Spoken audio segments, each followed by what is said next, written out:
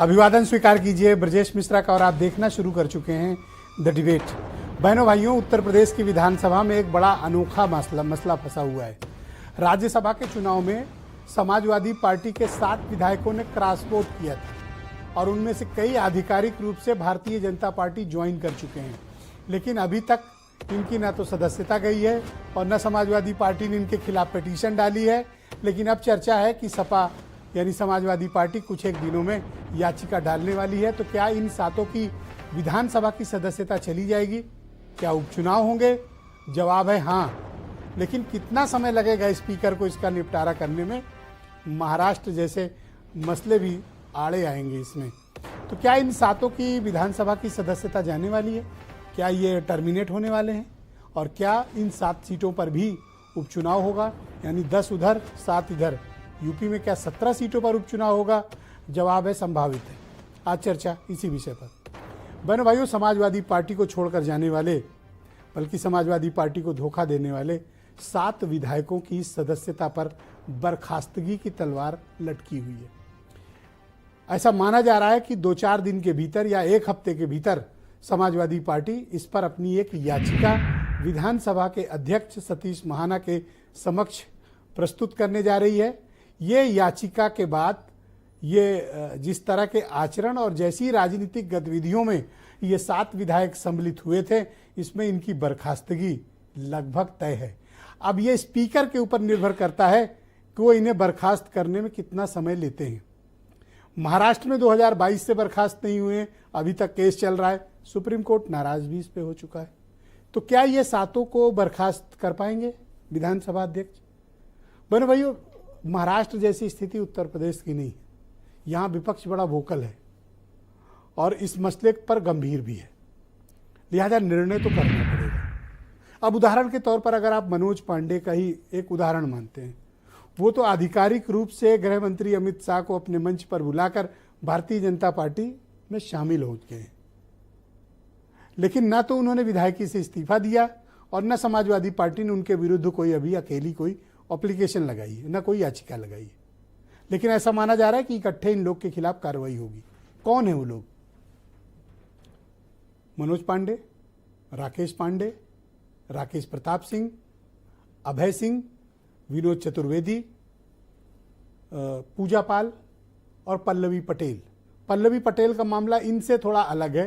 राज्यसभा में वो समाजवादी पार्टी को वोट जरूर दी, लेकिन लोकसभा के चुनाव में उन्होंने अपनी मां की पार्टी के मंच पर रही और असदुद्दीन ओवैसी के साथ समाजवादी पार्टी के खिलाफ प्रचार करती रही। तो माना जा रहा है कि याचिका उनके खिलाफ भी आएगी, संभावित है। हो सकता है कि पल्लवी को छोड़ दिया जाए, लेकिन इन सब के खिलाफ अवश्य संभावी है कि इनके खिलाफ कार्रवाई होनी है।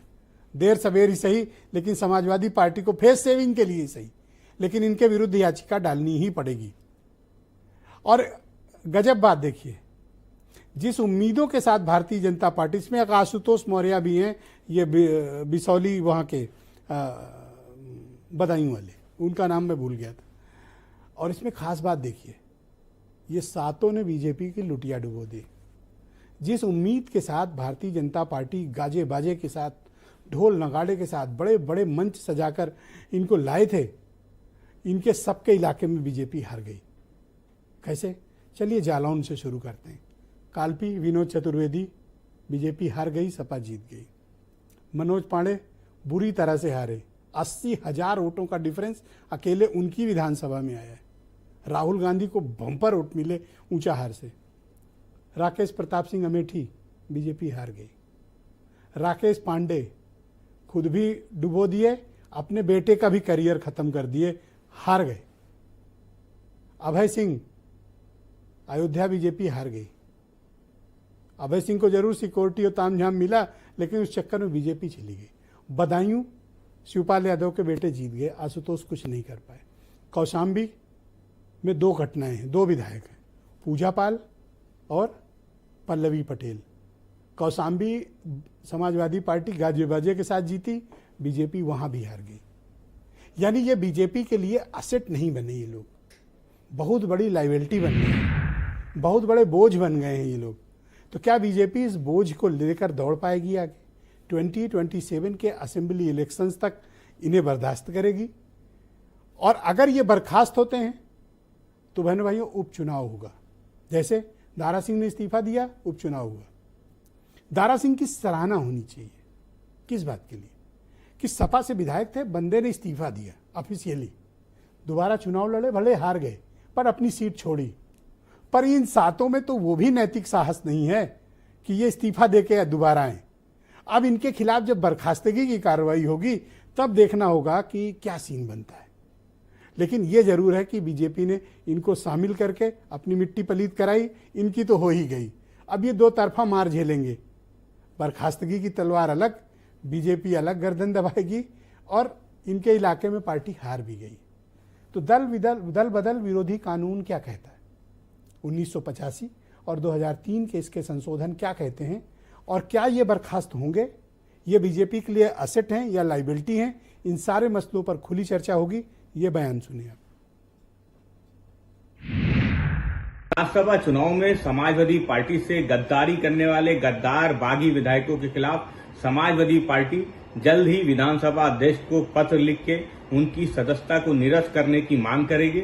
समाजवादी पार्टी बागी विधायकों को बख्शने नहीं जा रही, जल्द ही उन पर कार्रवाई के लिए पत्र लिखा जाएगा। ये समाजवादी पार्टी का अंदरूनी मामला है और समाजवादी पार्टी के अंतःकलह का परिणाम है। और समाजवादी पार्टी अपने अंतःकलह अंदर जो कलह है, जो विद्वेष है, उसको छुपाने के लिए भारतीय जनता पार्टी पर आरोप लगाती है। समाजवादी पार्टी के लोगों ने जो पार्टी के साथ धोखा किया, जो पार्टी के साथ उनके साथ नहीं रहे, निश्चित उनके ऊपर प्रभावी कार्रवाई करनी चाहिए। कि समाजवादी पार्टी जो निर्णय लिया है, कांग्रेस पार्टी इसका स्वागत करती है।